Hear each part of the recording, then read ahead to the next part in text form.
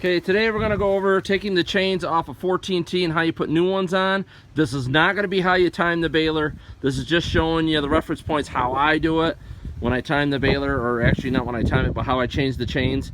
When you do a chain replacement, I recommend you do all of them first, even the auger over there and the pickup drive chain. But the ones that are critical are these three here. The front timing chain by the slip clutch, the one for your feed forks, then the short chain for your knotter drive.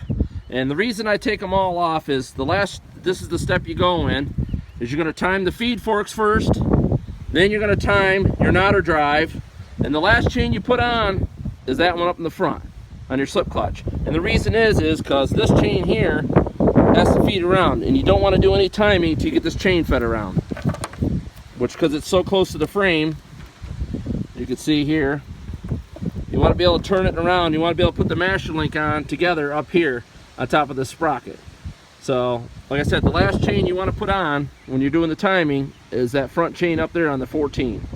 So you take off that chain, this one, and when you go to put them on, you start with the feed fork chain first in our timing DVD that we sell on our website, and you can call by 607-846-5959. You could order the timing DVD, but this, I just want to show the correlation of how you take the chains off and how you go about.